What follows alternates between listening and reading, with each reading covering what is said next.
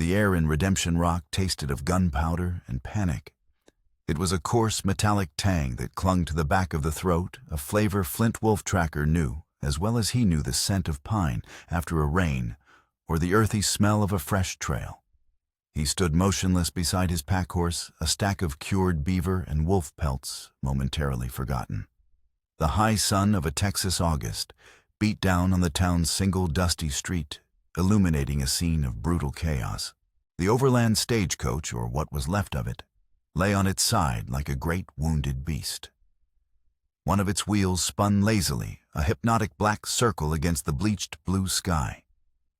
Smoke, thick and oily, billowed from the driver's box, where flames were beginning to lick at the dry wood. Two men lay in the street.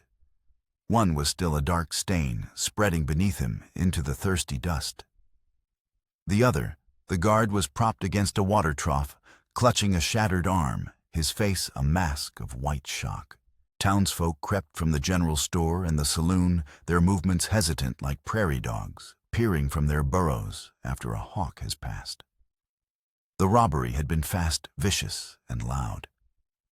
3 riders' faces wrapped in bandanas had thundered into town, cut the stage off, and unleashed a volley of gunfire that had sent everyone scrambling for cover. They had taken the strongbox shot the driver when he resisted and vanished as quickly as they had appeared, leaving behind only echoes and blood. Flint's eyes, the color of slate and missing nothing, scanned the scene. He wasn't a lawman, nor was he a citizen of this town. He was a tracker, a man who lived in the spaces between settlements, more comfortable with the language of broken twigs and hoofprints than with the idle chatter of men. He had come to Redemption Rock to trade a biannual ritual to restock on salt, flour, and ammunition before returning to the solitude of the high country. But the violence had intruded upon his world, and something deeper, a dormant instinct for order, compelled him to stay. Sheriff Miller limped out of his office, a man whose years were etched into his face, as surely as canyons were carved into the land. He was too old for this. His gun belt hung loose on his thinning hips, and his breath came in ragged bursts. He knelt beside the dead driver, his movements stiff with arthritis and sorrow. "They didn't have to do this, Flint." The sheriff said, his voice raspy. He looked up, his gaze finding Flint's across the street. There was an understanding between them. Miller respected Flint's skills, and Flint in turn respected the law the old man represented, however fragile it might be in these parts. Flint crossed the street, his moccasin-clad feet silent in the dust. He didn't offer words of comfort. They were not his currency. Instead, he knelt and began to read the story written in the dirt. 3 riders. He said, his voice low and even. Shod horses. One has a loose shoe on the right foreleg. It's scoring the earth. He pointed to a faint arcing scratch beside a deep hoof print.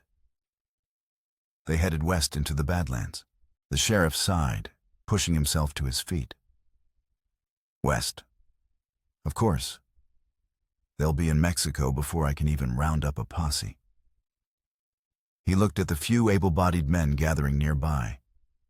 They were farmers and merchants, not gunfighters.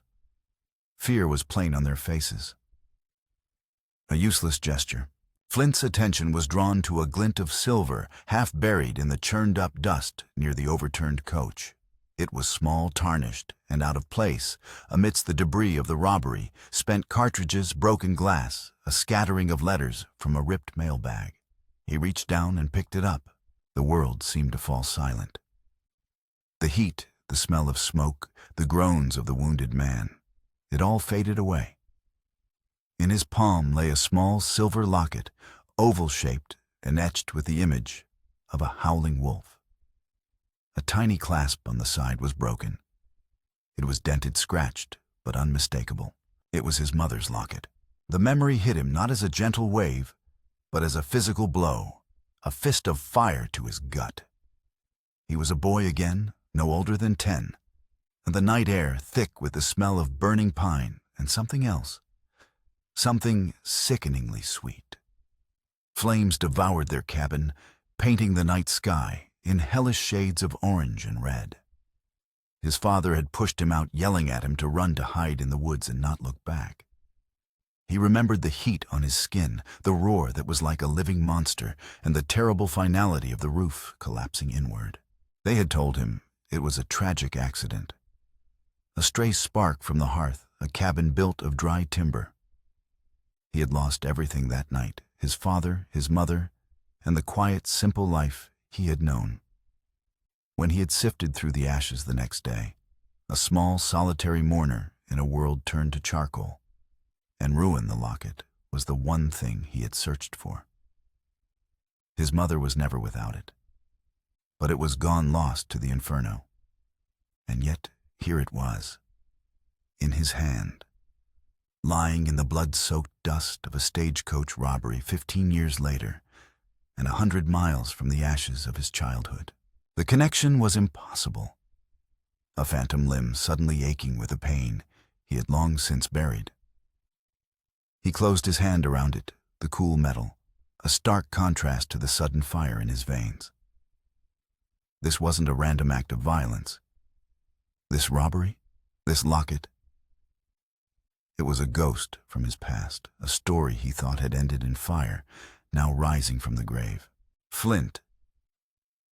Sheriff Miller was looking at him, his brow furrowed with concern.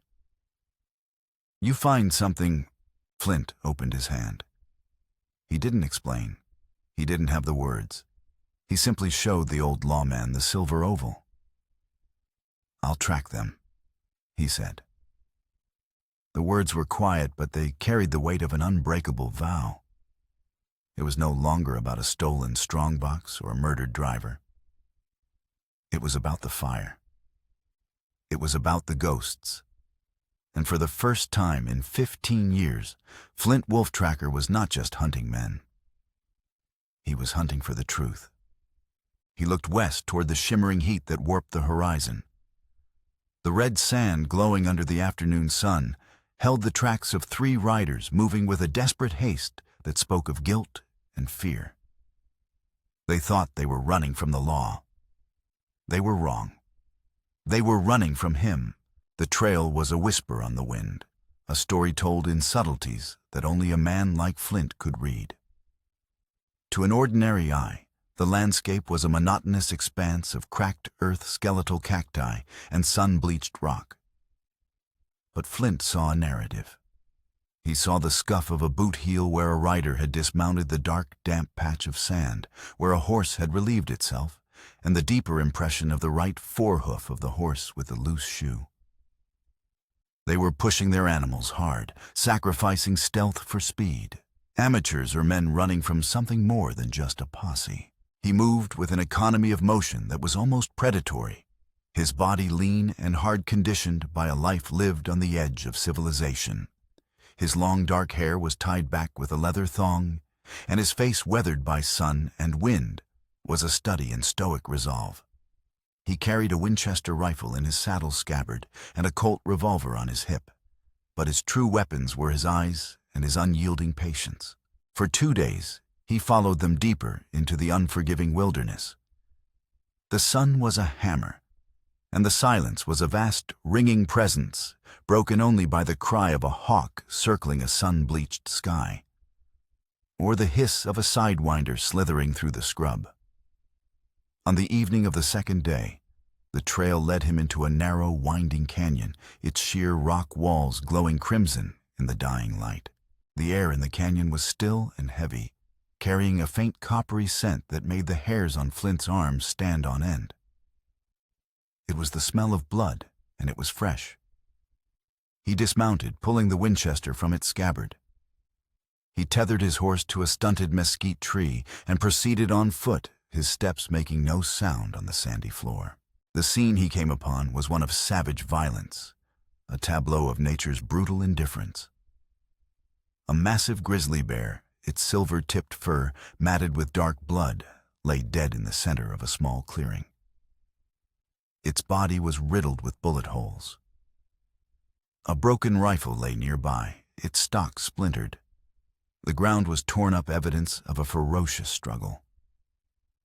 Flint's eyes tracked the signs. The robbers had camped here. They had been careless, leaving food scraps out, and had attracted the bear. The fight had been desperate, but something was wrong. 3 sets of hoof prints led into the canyon. Only 2 led out. His gaze was then drawn to the ravens. A half-dozen of the black glossy birds were perched on the rocks above their heads, cocked their sharp cries, echoing off the canyon walls. They were calling to something hidden, something beneath the bear. Flint approached the massive carcass cautiously. The grizzly was a 2,000-pound mountain of muscle and fur. He could see the tracks of the third man, the one who hadn't ridden out, ending abruptly at the bear. He had been mauled, then trapped. With a grunt of effort, Flint wedged the barrel of his Winchester under the bear's shoulder, using it as a lever. The weight was immense. He strained his muscles, bunching, and managed to shift the great beast a few inches. He saw it then. Not the mangled body of a man, but the pale, dirt-smeared face of a woman. Her eyes were closed, her breathing so shallow it was almost imperceptible. She was pinned beneath the bear's immense flank, miraculously shielded from its full crushing weight by a small depression in the ground. Her dress was torn, and her arm was bent at an unnatural angle, but she was alive. She clutched the splintered remains of the rifle stock in one hand, her knuckles white. She was one of the stagecoach passengers. The robbers must have taken her with them. Why hostage, or something else? The questions swirled in his mind, but they were secondary to the immediate pressing reality of the woman's survival. Working with a focused intensity, he used rocks and leverage to slowly, painstakingly shift the bear's carcass until he could pull her free. She was light in his arms, dangerously so. He carried her to the shelter of a shallow overhang, laying her gently on his bedroll.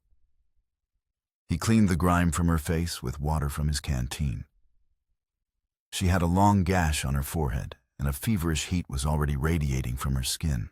As he tended to her wounds, his fingers brushed against a thin chain around her neck, tucked inside the collar of her dress. He carefully drew it out. Dangling from the end was not a locket, but a small, intricately carved silver key. It was a key he recognized. It was the key to his mother's locket. The locket had a false back, a tiny compartment for a secret keepsake, and this was the only key that could open it. The 2 pieces of the puzzle clicked into place with a chilling certainty. The locket wasn't just a memento dropped in a chaotic robbery. It was the target. The robbers had been looking for it. And this woman, this survivor, was now inextricably linked to the mystery of his family's death. As dusk settled, painting the canyon in shades of purple and deep indigo, the woman stirred. Her eyelids fluttered open. Her eyes, a startling blue, were clouded with pain and confusion. She whispered, her voice a dry, cracked sound. The masks. The leader's eyes. Her gaze fixed on him, a flicker of fear in their depths. Flint offered her a sip of water, holding the canteen to her lips. "You're safe now," he said, his voice softer than he intended. "My name is Flint." She drank, then coughed a pained, rattling sound. "Sarah," she breathed. "My name is Sarah." Her eyes drifted closed again, her consciousness slipping back into the fevered darkness.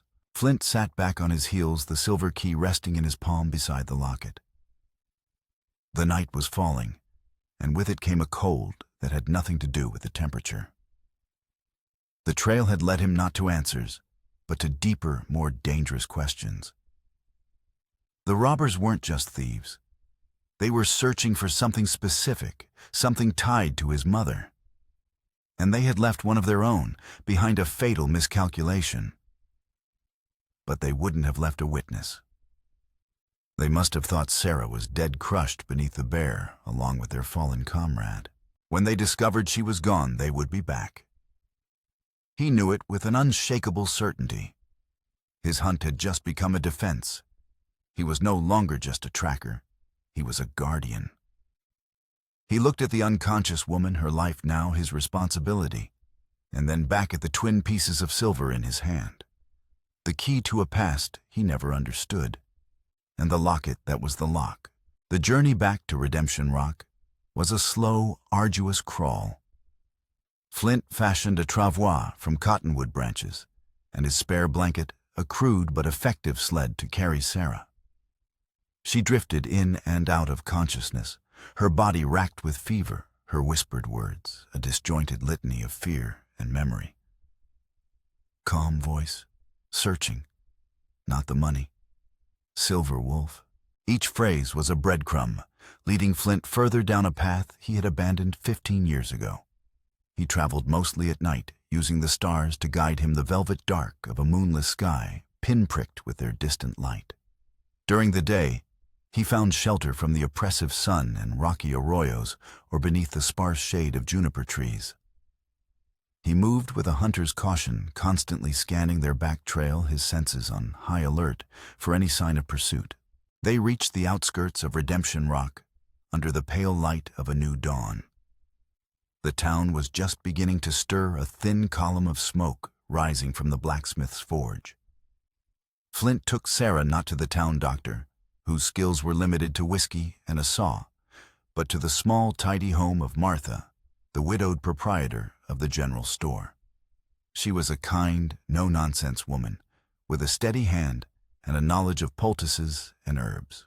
Martha's initial shock at the sight of the injured woman gave way to brisk efficiency. Bring her in, Flint. Put her in the spare room. Her home smelled of lavender and baking bread, a world away from the dust and blood of the trail. While Martha tended to Sarah, Flint went to find Sheriff Miller.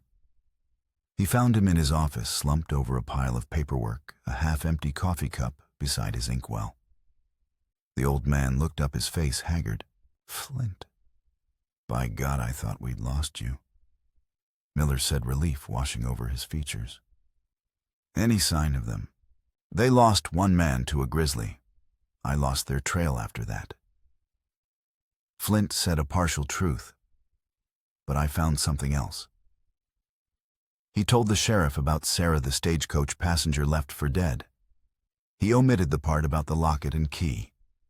That was his own, a private reckoning he was not yet ready to share. Miller listened, his expression growing grimmer. Took a passenger, that ain't simple robbery. That's something else entirely. Is she? She's alive, at Martha's place. She needs time.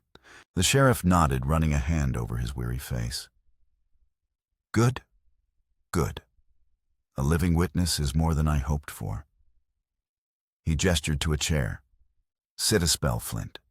There's something you should know. Flint remained standing, his posture wary. I've been asking around. Miller continued, his voice low.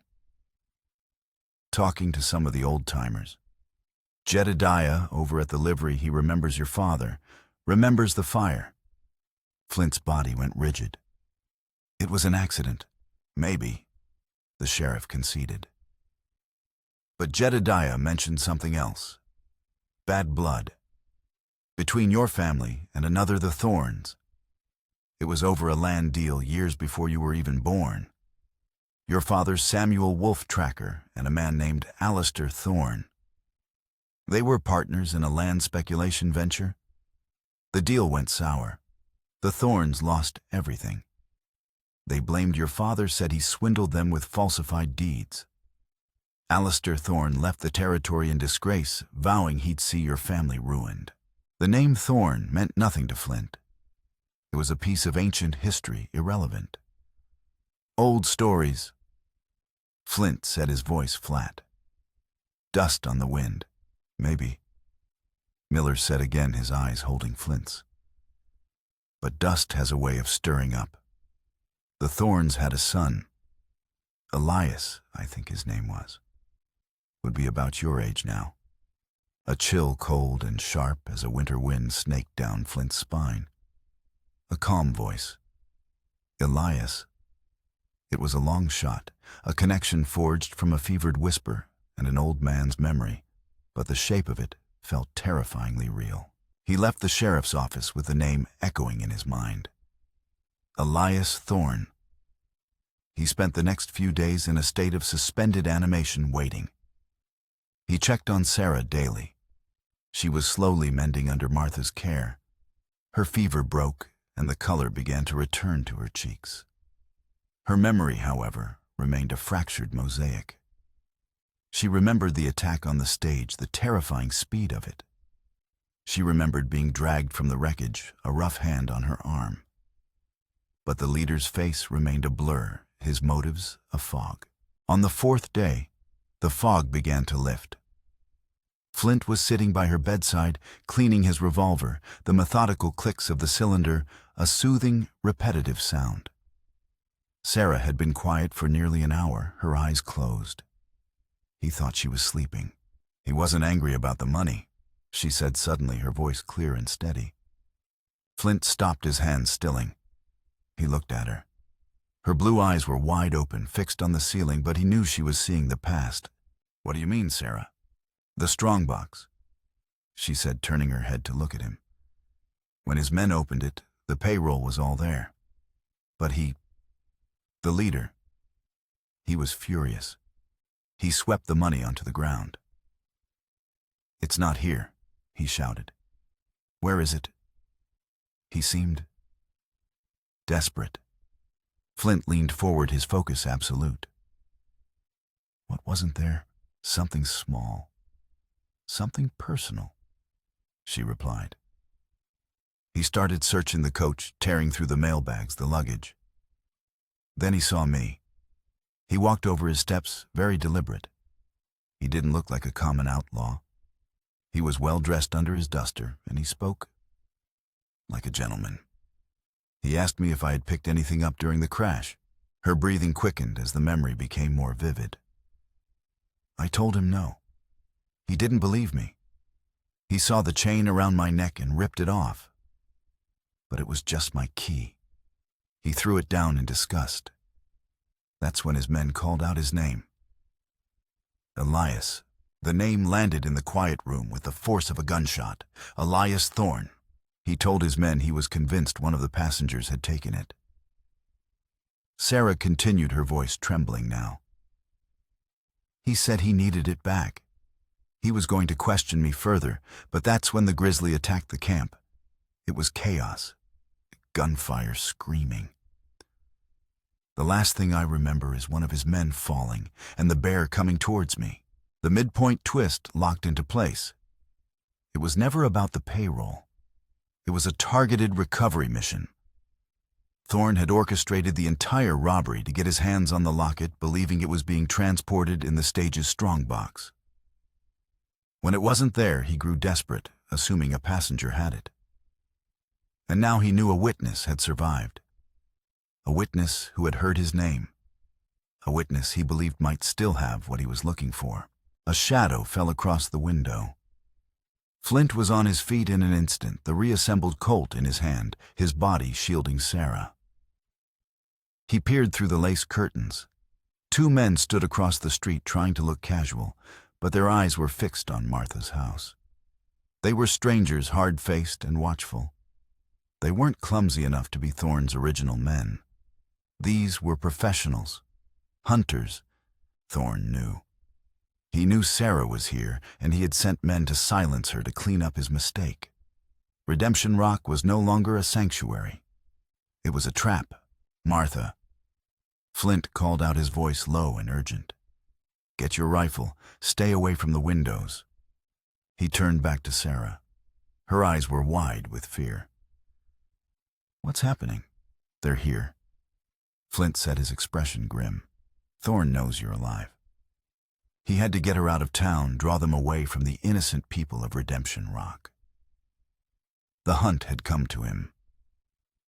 He checked the loads in his revolver, the quiet clicks, a prelude to the violence he knew was coming. His past was no longer a ghost. It was a living, breathing threat, and it was standing right outside the door. "We can't stay here." Flint stated, his voice a low command that cut through the sudden tension in the room. He moved away from the window, his silhouette no longer a target. They'll wait for dark. A fire, a stray shot in the confusion. They won't risk a direct assault in broad daylight, not with the whole town as witnesses. But they'll come. Martha appeared in the doorway, an old Spencer carbine held in her steady hands. Her face was pale but determined. "This is my home, Flint. I won't be run out of it by ruffians." "This isn't your fight, Martha," Flint said gently. "They want her." He nodded toward Sarah. "And they'll go through anyone to get to her. The safest thing for this town is for us to be gone." His plan formed with the cold, swift logic of a predator. He needed a distraction, a way to slip out of town unseen. He explained it quickly to Martha and the sheriff, who had arrived moments later, drawn by the sight of the two strangers. Miller's face was a mask of grim resolve. He was old, but he was not a coward. The plan was simple. As dusk began to settle, the sheriff and two deputized townsmen would create a commotion at the far end of town. By the saloon, a staged brawl, loud and convincing. It would draw the watchers' attention, if only for a minute. In that window of opportunity, Flint and Sarah would slip out the back of Martha's househead for the livery and ride out under the cover of the gathering darkness. "Where will you go?" Miller asked, his gaze heavy with concern. "Someplace he'll be forced to come to me," Flint replied. "Someplace the land is on my side." He was thinking of the old Prosperity mine, a skeletal ruin of shafts and tunnels honeycombing the hills north of town. It was treacherous, abandoned ground, a place where a man who knew the terrain could make a stand. It was also, he recalled from the sheriff's story, the very mine at the heart of the land dispute between his father and Alistair Thorne. It was fitting. A story that began there would end there. As the sun bled out along the western horizon, staining the clouds in hues of orange and violet, the town held its breath. Flint helped Sarah, who was still weak, but filled with a new steely determination, into a boy's flannel shirt and trousers. "I can ride," she said, her voice firm. "Don't you worry about me." From the end of the street, the sounds erupted right on schedule. A crash of glass followed by angry shouts and the convincing thud of fists meeting flesh. Flint peered through the back window. As he'd predicted, the two watchers turned their heads, their attention pulled toward the escalating chaos. "Now," he whispered. They moved quickly out the back door and through Martha's small garden, the scent of crushed herbs rising around them. They kept to the deepest shadows, moving between buildings, the silence of their passage, a stark contrast to the noise from the saloon.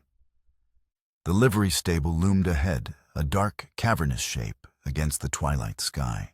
They had almost reached it when a voice cut through the darkness from an alleyway to their left. "Leaving so soon?" one of the watchers. He had been smarter than Flint anticipated, letting his partner be drawn by the distraction while he held back. He stepped out of the shadows, a pistol in his hand. He was a tall, gaunt man with dead eyes. Flint reacted without thinking. He shoved Sarah behind him, his own Colt seeming to leap into his hand. "Get to the horses," he ordered. The man smiled, a thin, cruel slash in the gloom. "Mr. Thorne sends his regards. He prefers his narratives to have neat, tidy endings." The night exploded in a flash of orange and a deafening roar. The gunman's shot went wide as Flint dove, pulling Sarah with him. They hit the dusty ground behind a rain barrel. Splinters flew as a second bullet tore into the wood. Flint came up firing. He didn't aim for a killing shot. He aimed for the man's gun hand. His bullet struck home with a wet crack of bone. The man screamed, his pistol clattering to the ground. Before he could recover, Flint was on him, and the barrel of his Colt pressed hard under the man's chin. "Who's the other one?" Flint's voice was cold as a grave. The man, his face contorted in pain, just spat. From the end of the street, they could hear running footsteps. The second watcher alerted by the gunshots. There was no more time for subtlety. Flint grabbed Sarah's hand. "Run." They burst into the livery. The smell of hay and horseflesh filled the air. Jedediah, the old liveryman, peered at them from a stall, his eyes wide with fear. "Get my horse," Flint commanded, "and the fastest one you've got for the lady." As Jedediah scrambled to obey, Flint barricaded the main door with a heavy wooden beam. He could hear shouting outside. The second gunman was getting closer. "There's a back way," Jedediah stammered, pointing with a shaky finger.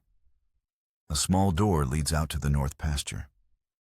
Flint saddled his own horse, his movements precise and economical. Sarah, her face set, cinched the saddle on the bay mare Jedediah had let out. She swung herself up with a grace that surprised him. He could hear them at the front door now, pounding on the wood. He took one last look around the stable. "Jedediah," he said, pressing a few coins into the old man's hand. "Tell Sheriff Miller we're heading for the Prosperity Mine. Tell him Elias Thorne is the man he's looking for." He swung into his saddle, and together he and Sarah kicked their horses into a gallop, bursting through the small back door and out into the open pasture. The darkness swallowed them whole. Behind them, the sounds of splintering wood and angry shouts faded as they rode hard for the hills and the wind whipping at their faces. The race was on. Thorne had shown his hand, and now Flint was leading him to a final, unavoidable confrontation, to the one place where all their ghosts resided. The ride to the Prosperity Mine was a desperate flight under a canopy of stars. A storm was building in the west, a distant, silent flicker of lightning illuminating the jagged peaks of the hills ahead. The air grew heavy, charged with an electric tension that mirrored Flint's own. He pushed their horses not to outrun Thorne, but to arrive first, to choose the ground, to turn the hunter into the hunted. They reached the mine an hour before dawn. The Prosperity was a scar on the landscape, a testament to greed and failure. A collection of dilapidated wooden buildings, an assay office, a bunkhouse, a smithy, stood like skeletal sentinels around the dark maw of the main shaft. A rickety headframe loomed over it, its timbers groaning in the rising wind. "We'll make our stand here." Flint set his voice low as he helped Sarah dismount. She was exhausted but resolute. The fear in her eyes had been replaced by a quiet fire. "What do you need me to do?" she asked. "Stay hidden. Stay alive." He set his gaze intense. "No matter what you hear, do not show yourself unless I call for you. There's an old smithy over there." He pointed to a small, windowless stone building set slightly apart from the others. "The back wall has crumbled. You can see the entrance to the mine from there, but you'll be out of the line of fire. Take this." He handed her a small derringer he'd taken from his saddlebag. "It's not much, but it's better than nothing." She took the small pistol, her hand steady. "Be careful, Flint." He gave a curt nod and watched until she had slipped into the shadows of the smithy. Then he turned his attention to the mine. He was home. Not the home of four walls and a hearth, but the home of rock and shadow of terrain he understood intimately. He spent the next hour preparing, moving like a ghost through the pre-dawn gloom. He checked the stability of tunnels, noted the loose timbers and deep pits, and memorized the layout of the main chamber just inside the entrance. He placed his rifle in a high niche overlooking the entrance, a perfect sniper's nest. He was not planning a battle. He was setting a series of traps. As the first gray light of dawn broke through the bruised purple clouds of the approaching storm, they arrived. 3 riders silhouetted against the horizon. Flint recognized the tall, gaunt man from the alley, his arm in a crude sling. The other was the second watcher from town. The man in the lead, sitting his black stallion with an arrogant ease, could only be Elias Thorne. He was not what Flint had expected. He was handsome, dressed in a fine black coat and hat, looking more like a city lawyer than an outlaw. He dismounted, moving with a confident grace, and surveyed the abandoned mine with an air of ownership. "Flint Wolf Tracker." Thorne's voice rang out cultured and clear, carrying easily in the still air. "A theatrical choice of venue. I approve the place where my family's ruin was signed and sealed by yours. There is a certain poetry to ending it here." Flint remained silent, hidden in the shadows of the mine's entrance. Thorne chuckled, a sound devoid of warmth. Silence. The preferred language of the savage. Very well. He turned to his men. He's in the mine. He's taken the bait. Mr. Kane, he said to the uninjured man, you will flush him out.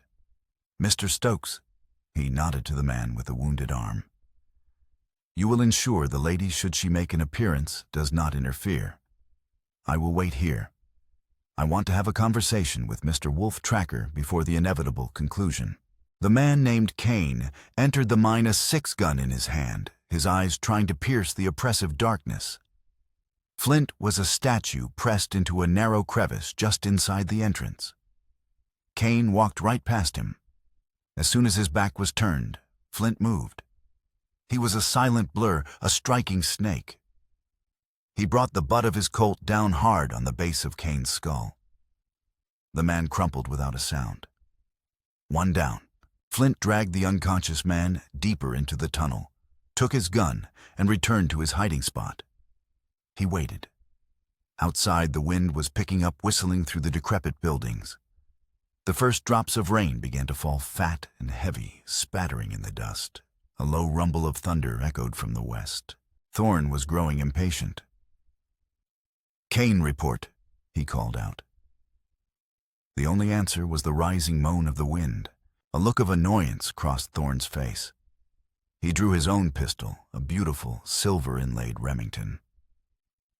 "Useless," he muttered. He gestured for Stokes to follow him and cautiously approached the mine entrance. This was the moment Flint had waited for. As Thorne and Stokes stepped into the tunnel, Flint triggered his first trap. He kicked a loose support beam he had positioned earlier. With a groan of tortured wood, a section of the ceiling collapsed, showering the entrance with dirt and rock. It wasn't enough to kill, but it was enough to separate. Stokes was knocked back, half buried in the debris, while Thorne was sealed inside, plunged into near-total darkness. An impressive trick. Thorne's voice called out from the blackness, startlingly calm. "You have your father's cunning." Flint lit a lantern. He had prepared its flickering flame, casting long, dancing shadows across the rock walls. He stood 20 yards away from Thorne in the main chamber of the mine. "This is between you and me, Thorne." Flint said, his voice echoing in the confined space. Thorne's eyes adjusted to the light. He smiled. "Indeed, it always has been." He took a step forward, his pistol held loosely at his side. "Do you know why I'm here, Flint? It isn't for money. It's for justice, a concept your family knows little about." From inside his coat, Thorne produced a leather-bound folio. He tossed it onto a flat rock between them. "Open it. Read the truth your father buried." Warily, Flint kept his gun on Thorne and used one hand to open the folio. Inside were old yellowed documents, deeds letters, a signed confession.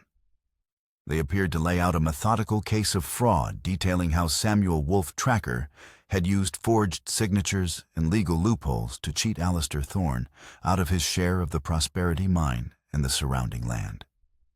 The final document, supposedly written by his father, was a guilt-ridden admission of his crimes. Flint stared at the papers, a cold knot tightening in his stomach. Could it be true? Had the man he remembered as a gentle, honest father been a common thief? Was his entire life built on a lie? Thorne saw the doubt in his eyes and pressed his advantage. "My family was destroyed," he said, his voice resonating with a chilling passion. "We were driven into poverty. My father died a broken man. My younger sister, Alara, she died of a fever we couldn't afford to treat. All because of him." He tapped his chest. "I have spent my life clawing my way back, all for this moment. To reclaim my family's honor and to take back the one thing of my sister's he kept as a trophy." "The locket," Flint breathed. "Her locket." Thorne corrected, his eyes blazing. "The wolf was our family crest long before your father stole it. He took it from my mother's jewelry box the day he forced them from their home. He gave it to your mother. a final cruel insult. I orchestrated that robbery to get it back. It is all I have left of her. The story was seamless, powerful. It shattered Flint's world. He looked from the damning papers to the face of the man who had lost everything. For a moment his resolve wavered. A sudden fierce clap of thunder shook the mine, and the rain outside turned into a torrential downpour. Water began to trickle down the mine walls, the storm threatening to flood the tunnels. It was then that a voice clear and strong cut through the noise from the partially collapsed entrance. "He's lying." It was Sarah. She stood in the opening, framed by the gray, stormy light, the small derringer held firmly in her hands. Stokes lay unconscious at her feet, a fresh bruise on his temple. "I heard him." She said, her eyes locked on Thorn. "On the trail when he thought I was unconscious. He was talking to one of his men, bragging. He said he'd spent years crafting the perfect narrative, that he had hired a forger in St. Louis to create documents so flawless they would convince God himself. He wasn't reclaiming his honor. He was inventing it." The truth of her words hit Flint with the force of a physical blow. The doubt vanished, replaced by a cold, clear rage. It was all a performance, a meticulously crafted lie to justify Thorn's cruelty. Thorn's mask of calm superiority finally cracked. His face twisted into a snarl of pure hatred. "You foolish girl, you've ruined the poetry of the moment." He raised his pistol not at Flint, but at Sarah. Flint fired. His bullet struck Thorn's forearm, sending the Remington spinning into a dark pool of water. Thorn cried out in pain and fury, clutching his bleeding arm. But he wasn't finished. With his good hand, he drew a long, wicked-looking knife from his boot. "If I can't have my justice," he snarled, "I will have my revenge." He charged. Flint met him head-on. The fight was a desperate, brutal affair in the flickering lantern light. Thorn was slick and fast, his knife a silver blur. Flint was stronger, using his knowledge of the terrain to his advantage. They crashed against the wet rock walls, their grunts and the scrape of their boots echoing in the chamber. The water on the floor was rising, swirling around their ankles. Flint saw his opening. As Thorn lunged, he sidestepped, grabbed Thorn's wrist, and used his momentum to slam him against a thick wooden support beam. The knife clattered to the floor. Before Thorn could recover, Flint landed a single precise blow to his jaw. Elias Thorn, the man who had built his life on a lie, collapsed into the rising water unconscious. The storm outside raged, and the mine groaned around them, the floodwaters now up to their knees. Flint grabbed Thorn, slinging him over his shoulder. He fought his way back to the entrance, where Sarah helped him drag the dead weight of their adversary through the rubble and out into the cleansing rain. The fight was over. Justice, real and unscripted, had been served. They emerged from the mouth of the Prosperity Mine as the storm began to break. The fury of the rain lessened to a steady, somber drizzle, washing the dust and blood from the land. Dawn had fully arrived, a soft gray light filtering through the tattered clouds. Flint, Sarah, and their captive Elias Thorn were soaked, bruised, and utterly exhausted. The ride back to Redemption Rock was conducted in near silence, a stark contrast to their frantic escape. Flint had bound Thorn's hands and feet, slinging him unceremoniously over the back of his own horse. The man had woken sullen and defeated his grand narrative, shattered into a million pieces of bitter truth. He offered no resistance, only a venomous glare that Flint pointedly ignored. They were met on the edge of town by Sheriff Miller and a small posse of anxious-looking townsfolk. The relief on the old lawman's face was profound. "Flint, we were just about to ride out," Miller said, his eyes taking in the scene, the captive, the weary state of Flint and Sarah. "Jedediah told me everything." "It's over, Sheriff." Flint set his voice flat with exhaustion. He dismounted and hauled Thorn from the horse, shoving him toward Miller. "This is Elias Thorn. He's responsible for the robbery, the murders, all of it." The truth unfurled in the days that followed. Sarah, hailed as a hero, gave a full and detailed testimony. The forged documents retrieved from the mine were exposed for what they were. The two henchmen were locked up alongside their employer. With the location of their camp revealed, the sheriff's posse recovered the stolen payroll, every dollar of it. The cloud of fear and uncertainty that had hung over Redemption Rock finally lifted. Flint's family name was cleared of the stain Thorne had so carefully tried to apply. People in town looked at him differently now, not as the silent, solitary tracker who kept to the fringes, but as one of their own, a man who had faced down a great evil for them. But the praise and gratitude made him uncomfortable. He had not done it for them. He had done it for himself, for the 10-year-old boy who had lost everything in a fire. Sheriff Miller, true to his word, finally unpinned the silver star from his chest and handed it to his young, capable deputy. "It's your town to watch over now, son," he said, a weight lifting from his stooped shoulders. Sarah, given a substantial reward by the Overland Stagecoach Company, made a surprising announcement. She was staying. "This town gave me a second chance at life," she declared at a town meeting in the half-built church. "I want to use this money to make sure it has a future." She spoke of funding a proper schoolhouse and helping to bring a real doctor to their small community. A murmur of hopeful excitement went through the crowd. She was no longer a victim. She was a founder. A week later, after the dust had truly settled, Flint made one last journey. He rode out alone, the silver locket and the small, intricate key resting in his saddlebag. He didn't ride west toward the empty wilderness he had always called home. He rode east to a small, forgotten cemetery a few miles from the ashes of the old Thorne homestead. He found the grave easily. It was little more than a mound of earth marked by a simple, weathered wooden cross with a single word carved into it, Alara. There were no dates, no epitaph, just a name. It was the grave of a girl lost to poverty and a brother's all-consuming obsession. Flint dismounted. He took out the locket, his mother's locket, and used the tiny key.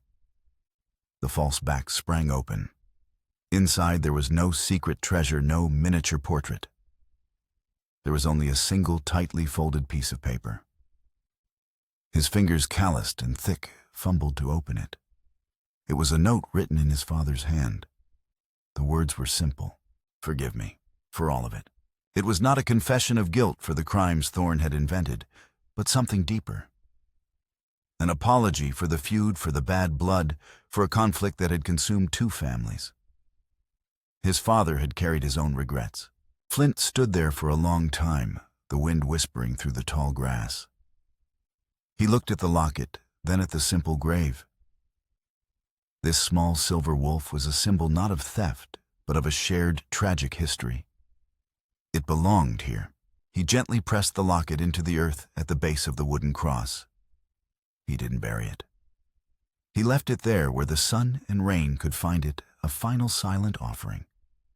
It was an act of peace, an acknowledgement of a pain that transcended blame. He was ending the cycle of hatred. He rode back towards Redemption Rock, not as a man running from his past, but as a man who had finally made peace with it. He passed the edge of town, but didn't stop. He continued on to a small parcel of land on a low mesa overlooking the valley, a plot the town council had granted him. It was the same land his father had once owned, the very ground that had started the feud. He dismounted, took a shovel from his pack, and struck the earth. The blade bit deep into the rich soil. He was not riding off into the sunset. He was not vanishing back into the wilderness. He was marking out the foundation for a small cabin, a place to call home. He was a tracker who had followed the coldest trail of all, the one that led back to himself.